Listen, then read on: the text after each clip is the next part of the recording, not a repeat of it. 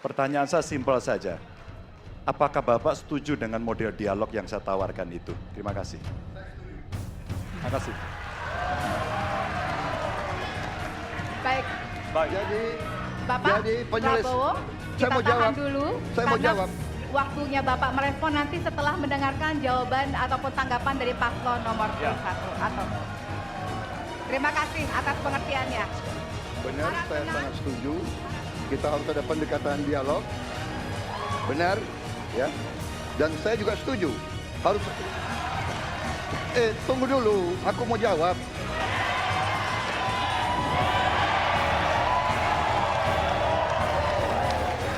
Jadi, benar keadilan. Benar sekali, harus ada keadilan. Tetapi saya mau mengatakan, tidak sesederhana itu, Pak Anies. Ada faktor-faktor lain, Pak Anies. Ada faktor geopolitik, ada faktor ideologi. Inilah yang masalahnya tidak gampang, ya. Tetapi saya pendapat kita harus tegakkan keadilan. Calon Presiden nomor urut 2 untuk menanggapi jawaban calon Presiden nomor urut 1, waktunya 1 menit dimulai dari sekarang. Mas Anies.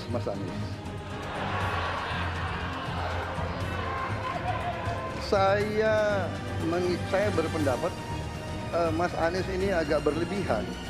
Mas Anies mengeluh tentang demokrasi ini dan itu dan ini. Mas Anies dipilih jadi gubernur DKI menghadapi pemerintah yang berkuasa.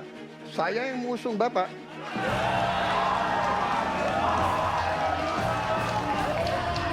Kalau demokrasi kita tidak berjalan, tidak mungkin Anda jadi gubernur.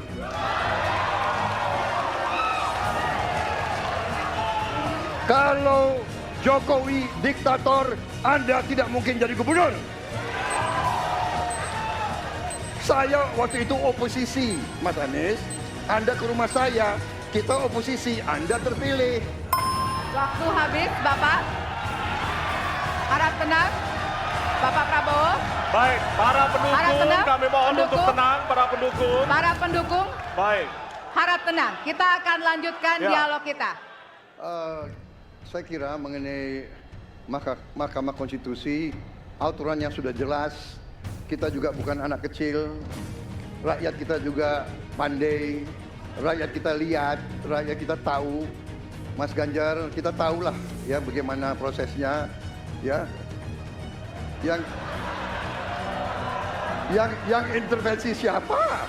Ya kan? Yang intervensi siapa? Tapi intinya adalah kita tegakkan konstitusi, kita tegakkan undang-undang, kita perbaiki yang kurang sempurna, dan kita patuh kepada komitmen undang-undang itu sendiri. Jadi saya kira itu tentang apa tadi disampaikan Pak Anies. Dalam hal ini saya setuju dengan Pak Anies. Waktunya masih ada. Jadi Mas Anies ya memang suatu perkembangan politik itu ada beberapa segi perspektif. Ya. Jadi tim saya, para pakar hukum yang mendampingi saya menyampaikan bahwa dari segi hukum tidak ada masalah. Masalah yang dianggap pelanggaran etika sudah diambil tindakan dan keputusan ya waktu itu oleh pihak yang diberi wewenang.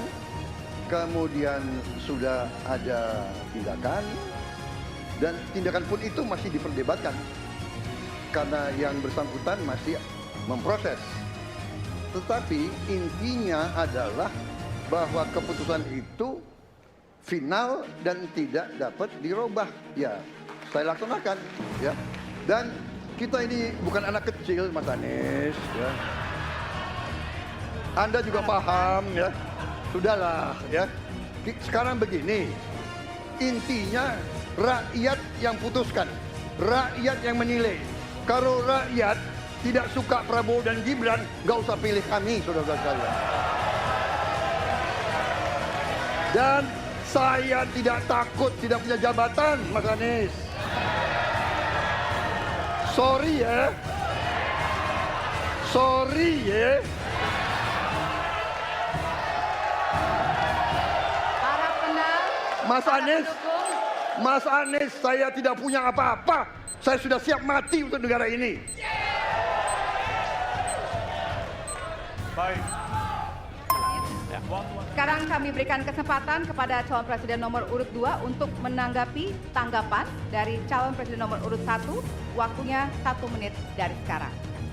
Mas Anies, dalam demokrasi, kekuasaan tertinggi ada di rakyat. Hakim yang tertinggi adalah rakyat. Tanggal 14 Februari, rakyat yang akan mengambil keputusan.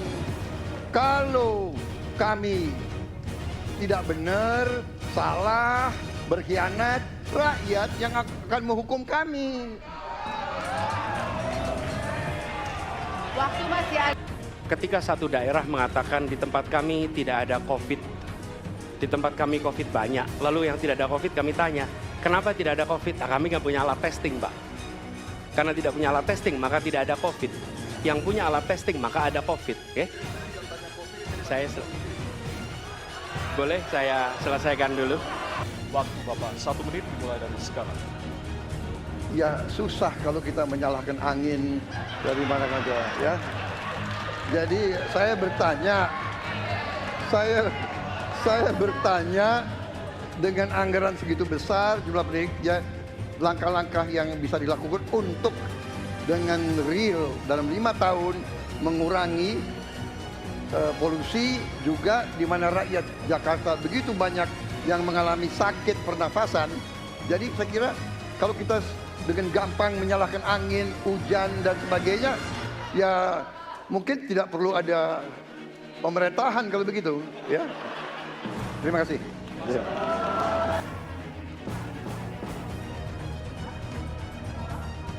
Waktunya dari sekarang.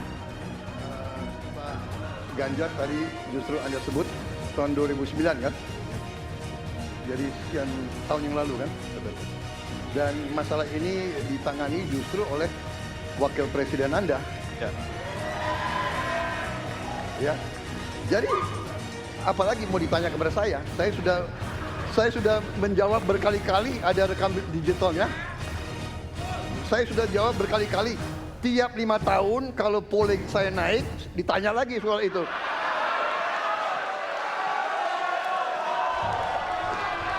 Bapak tahu data nggak?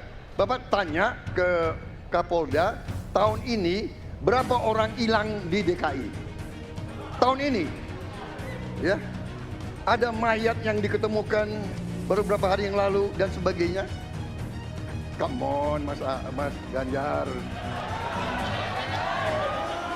Ya, jadi saya tadi katakan, saya merasa bahwa saya yang sangat keras membela hak asasi manusia. Nyatanya orang-orang yang dulu ditahan, tapol-tapol,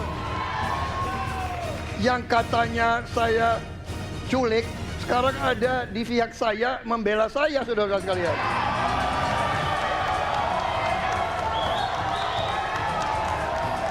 Jadi masalah HAM jangan dipolitisasi, Mas Ganjar, ya. Menurut saya, ya. Saya kira begitu jawaban saya. Masih ada waktu.